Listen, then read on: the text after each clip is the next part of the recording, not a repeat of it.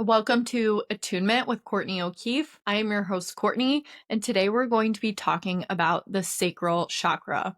We're going to be having a mini overview, symptoms of imbalance. I'm going to dive into some of my own personal stories about imbalance. We're going to talk about rituals and activities that can help us center this area, and then what balance looks and feels like, as well as affirmations that can help you on your journey. So let's dive into it. The sacral chakra is the second chakra in the system. It's located just below the navel, right above the pelvic floor. It is the basis of our emotional well-being. It governs our sexuality and creativity. If you are uncomfortable talking about sex, this episode may be hard to listen to, but I feel like it's important for you to listen to. It governs our reproductive organs on a literal level. It represents fertility and procreation. And on a figurative level, this sacral energy is thought of as in terms of living like a full and fertile life. The things that light you up live in this area. It also governs over all facets of creativity, writing, cooking, making art, anything that fuels your passions for learning, doing, and discovering. The element associated with the sacral is water, and it rules over our sense of smell, and it's represented by the color orange. So let's dive into what symptoms of imbalance can look like. Just like the root chakra, imbalances in the sacral can be seen mentally, emotionally, and physically, specifically when it comes to relationships, our sex lives, and creativity. An overactive chakra causes high drama in relationships, romantic, sexual, or platonic. It feels very tied to the physical world, what you do see and feel in connection to your outside world. This looks like codependency, jealousy, very fiery emotions, and unable to center those emotions. Sex becomes an issue. In an overactive sacral, it feels very much like a sex addiction and a fear of emotional intimacy. An underactive sacral is kind of a swing in the complete opposite direction here. There's little to no sex drive, could feel as though pleasure has been sucked out of your life completely. Creativity can feel stunted, blocked, or non-existent. You have trouble expressing yourself creatively, authentically, or sexually,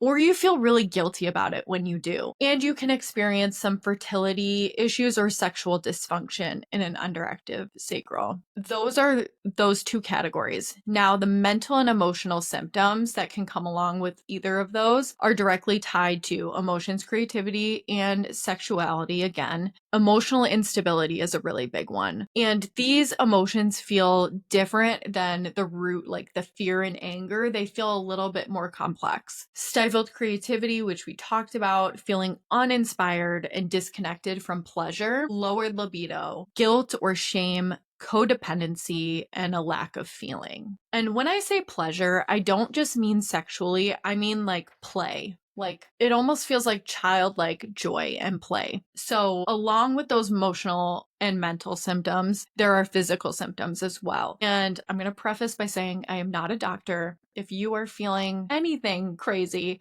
go see a medical professional. These are just things to reflect on in your own body as you do chakra work to see if anything relates, or if you can look back on your life at certain areas of physical symptoms you have and see if they relate to something like this. It's super interesting to dive into. These can manifest in the areas of your sacral chakra. So lower back, pelvis area, large intestine, your bladder, or your kidneys. This could be sexual dysfunction, reproductive or menstrual issues, fatigue, lower back pain or sciatica, urinary issues, and kidney problems, which is interesting because I will talk about some of those in my personal story, which let's get into since we've completed those symptoms of imbalance. Like the root chakra and most of the other chakras, I believe a lot of imbalances can stem from childhood. Those programmings and conditions that we grew up in can form a lot of these traits that we see in imbalance. So growing up, I experienced a lot of emotional abuse and manipulation in childhood, which I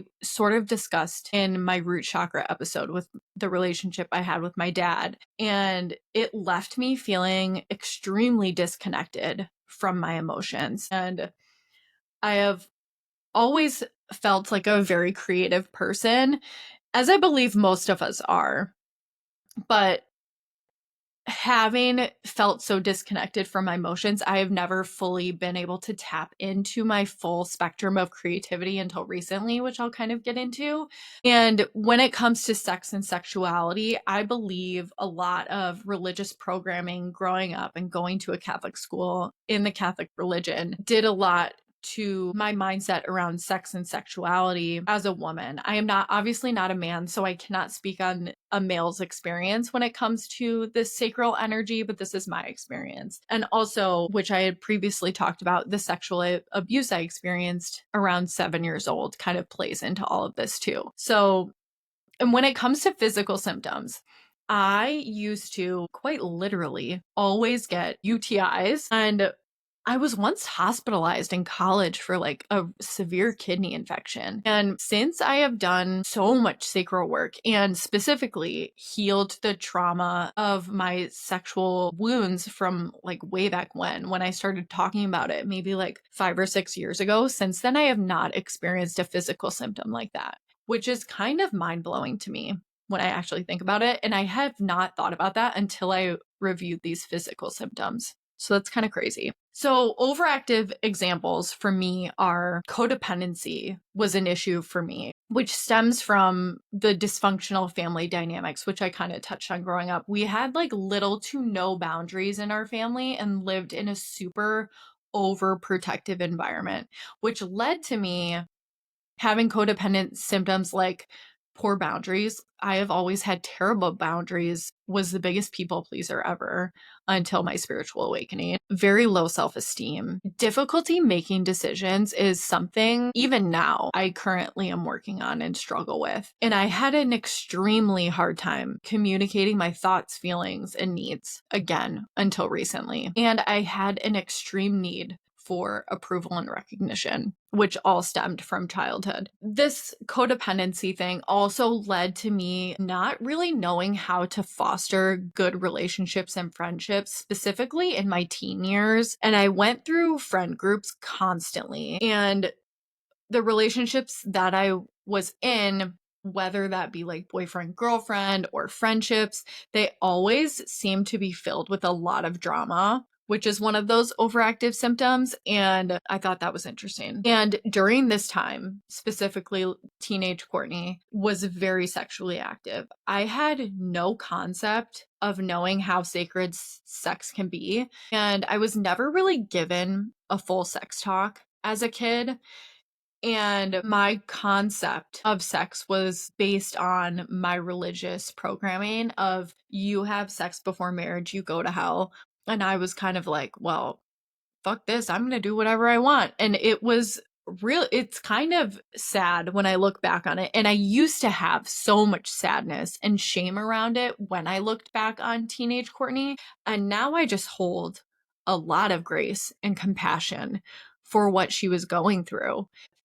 Yeah, I wouldn't say I was a sex addict, but I was definitely a teenager who had no concept or respect of her own body. And that stemmed from that sexual trauma that I experienced. Also, the last thing for my overactive symptoms was jealousy was actually a really big thing for me. And it was a very common emotion in my teen and college years. And that emotion stemmed from a lot of insecurities I had and wanting a life that I did not have at the time. Jealousy as an emotion can indicate your wants and desires, and it is super important that you register that feeling and this emotion and that you can clock it and be like, okay, this is something that I want in my life, and turn that into a manifestation or something you envision for yourself rather than staying in that low frequency of jealousy. That is something I didn't learn until my spiritual awakening, and I had a really hard time with the emotion of jealousy. Now let's talk about some underactive examples that I had. Guilt was a really big one for me, specifically mom guilt.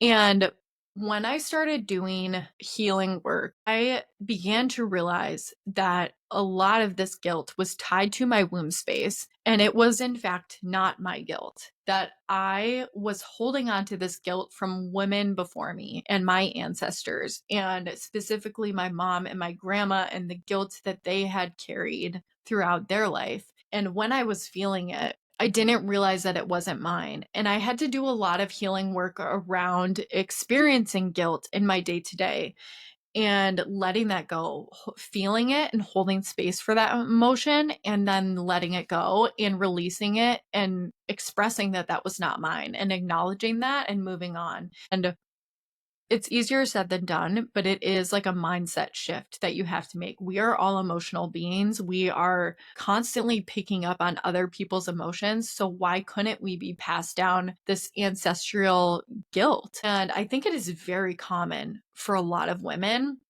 And it's super important to recognize and realize those patterns of when we feel this guilt and being able to transmute it, not just for us, but for those women who came before us. And I think it's really beautiful to work on that. And shame was another really big one that I experienced around my sexual trauma, specifically when I came to terms with what happened to me as a child. Like I said, I addressed this like 5 or 6 years ago. In 2019 is when I finally spoke out loud that I was sexually abused and told people in my life and told my husband, told my parents, and they couldn't believe it. And I had kept that inside of my body for so long. And it was in my sacral space. Like I was holding on to all of those emotions. I think I cried for like a week straight after that.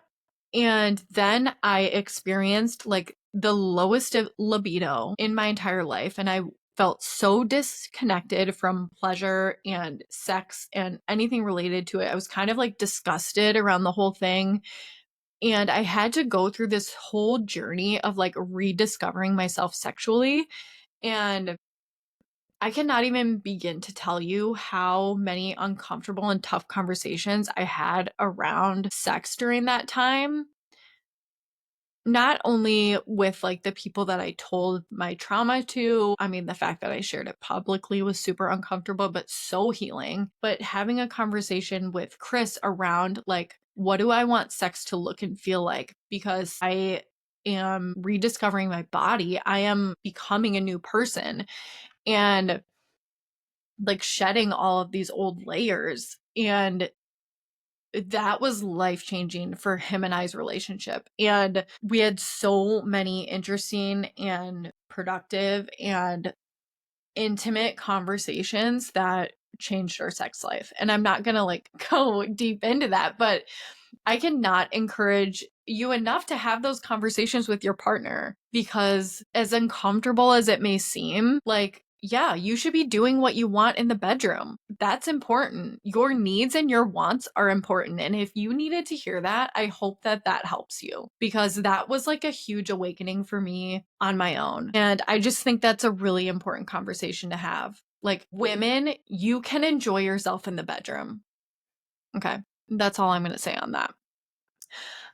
Stifled creativity was something that I experienced when I was not tapping into my emotions. Like I said before, I believe we are all creative beings.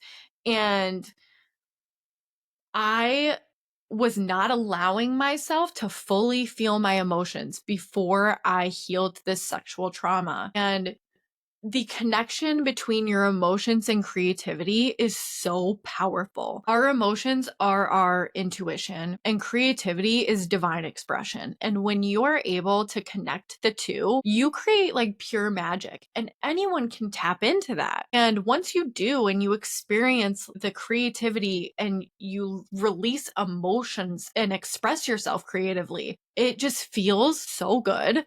And it resonates with people who need to hear it. It's not only healing for you, but it's healing for others. So I highly recommend tapping into your emotions and creating something out of it, because it is so beautiful.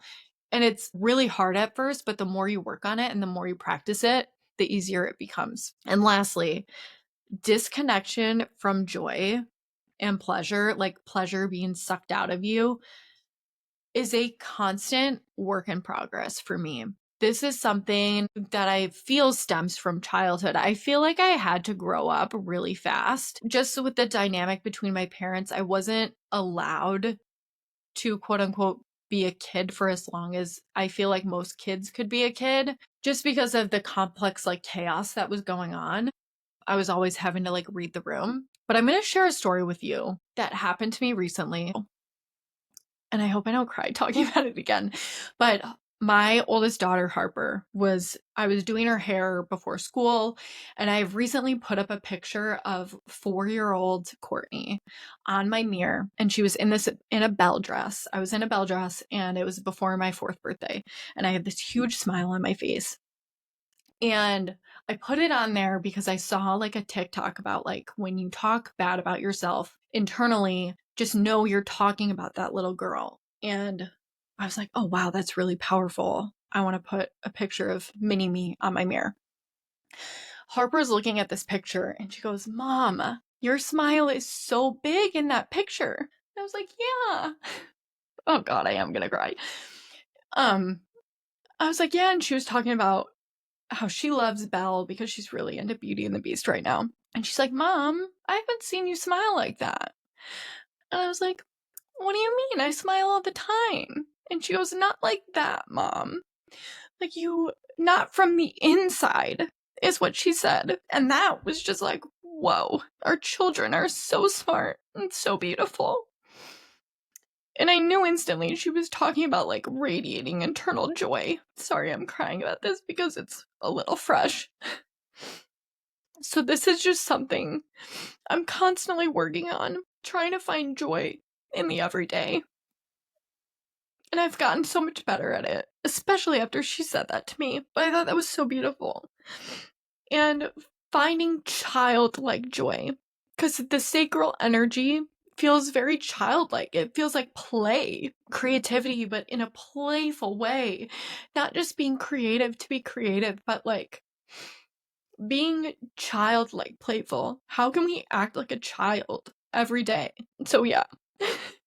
Sorry, I didn't mean to cry, but it was powerful. Anyway, now let's talk about some rituals and activities that can help us bring this playfulness in. Oh, let me take a sip of water. Oh gosh. And the first ritual is water. As I would take a sip of water. Anything to do with water, because the sacral element is water. Taking a bath, a dip in the ocean. The ocean is so healing for you. And water manifestation rituals. These are so fun. I had done a mini retreat a few years ago where we did a water manifestation ritual where we wrote down anything we did not want in our life and truly like felt those emotions. This is such sacral energy if you want to do this. You write down all the things you don't like in your life, things you don't resonate with anymore, and you sit and read them and you feel them. Because a lot of times, the things we don't like in our life, we suppress and we do not feel them. Write them down, feel them, let yourself cry, and then rip that piece of paper up, throw it away, burn it, whatever you need to do. And then in a glass of water, you can put it in a container. You write down what you want your life to look like as if it's happening now, and feel those things and hold on to that container of water and put all of those feelings into that water and really feel that in this water, what your life is. And then you take a sip of it and then you hold on to that water and hold on to that piece of paper of what you wrote down. This is actually really cool because I think I'm going to have to find that piece of paper and share it, because I feel like I've already done most of it. And then once you save that water, and if you have reached that goal, you can like shatter the water or shatter the container and get rid of the water and hold on to it until you've reached that stage of your life. Water rituals are amazing. Or if you've ever heard about people like talking into their water before they drink it, like raising the frequency of the water so that when you drink it, your frequency raises inside of you. Like people will be like, oh, I love you to your water. You're going to have an amazing day or something. Sounds ridiculous, but when you do it, it's all like a mental game. You should try it. Next, try something that sparks your creativity. This could be baking or cooking something new. This could be pulling out new art supplies or trying a new medium, taking a new exercise class, going out to coffee with a new friend. Again, because relationships are a big thing here in sacral energy, like putting yourself out there, meeting someone new and doing something new with them. It could be a new activity like a painting class or a pottery class, or just something with a new person is really healing for this space. Visiting somewhere you've never been. Travel is a really big, cool thing for the sacral space. It inspires so much creativity. This could be somewhere like close to you, or it could be like physically going somewhere else to a new culture. Travel is just so healing, and it reignites this like spark of like, wow, I want to do something new, be somewhere new. It's just a great energy mover. Indulging in your sensuality, and you don't need a partner to do this. Sensual touch is huge. And I'm actually going to have someone on in a few weeks around this who's going to share her story. And one of the things that she taught me was sensual touch. And this is like literally touching your body and exploring your body. And it was one of the most eye opening experiences for me. And it doesn't have to be in like a sexual way. It's just like touching your own body. When have you ever touched your own body? And it's a crazy concept, and frankly, it was an uncomfortable concept for me when I first heard about it. Look it up. Honestly, it's life-changing. And journaling is huge. I recently have started the Artist Way. This is a huge creativity healer, and I highly recommend it. I am only on week 6, and it is a 12-week process, and it has already been so life-changing for me. I saw little sparkles when I was saying that, and they do something in it called the morning pages, and they, I mean me now. And every morning I write 3 pages worth of like brain dump, and it has become one of the most healing rituals I have during my day. And even if you think you are not someone who journals, you will end up loving this. At first, it's really weird. And then as you move on, you start to almost like channel in your writing. And it is so beautiful. Some days it's really hard, some days it's really easy, but it pushes you out of your comfort zone to tap into like that divine creation energy. And lastly, I'm going to pitch my own business that I have created.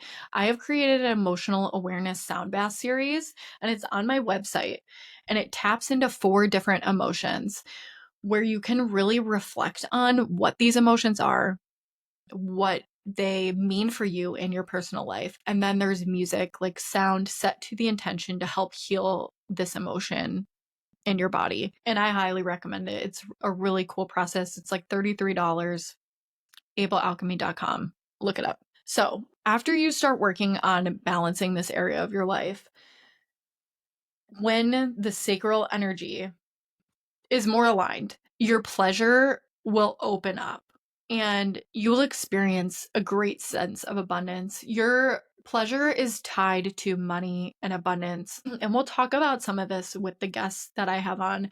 And it's a little different than the root, I believe. I mean, like abundance as like you will find richness in other areas of your life that you never felt like it before. And you'll experience a bigger sense of curiosity and pleasure when your sacral is in balance. You will know what things light you up, and you will feel free to pursue them. And you'll feel deeply nourished by the pleasure that it provides to you.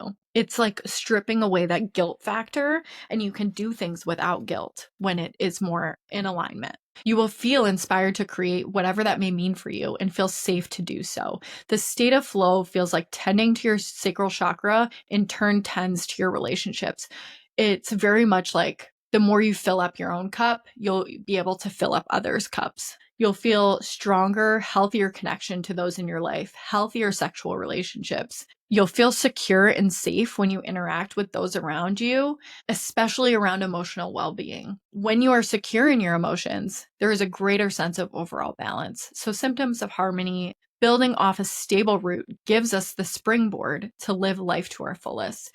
You'll feel adaptability, feelings of abundance, joy, creativity, passion, intimacy, pleasure, curiosity, and you'll be so much more fun and playful. And lastly, I'm going to share some affirmations that you can use to work on this sacral space. I honor the feelings of my inner child. My emotions are valid and welcome. I give myself permission to be in flow. I am worthy of joy and pleasure. I am a creative being filled with passion and inspiration. I feel confident and secure in my sexuality, and I am safe to explore it. I hope you enjoyed this mini lesson. we could talk about sacral for hours. There's so many different things that tie into this, and I hope you learned something new out of this. Come back next week where we will do a mini meditation around sacral energy to dive deeper into our own sacral space. Thank you so much for listening. Visit ablealchemy.com to download your free chakra journal and to learn more about Able Alchemy. This is a place where your dreams and reality align through services like tarot and astrology readings, sound bath sessions, and intuitive branding for businesses looking to align with their manifestations and purpose through soul-led studies such as astrology, business energy analysis, and chakra color theory. Follow along with Able Alchemy on Instagram, TikTok, and YouTube. Please rate, review, and subscribe if you enjoyed the show. Thank you so much for listening, and see you next time.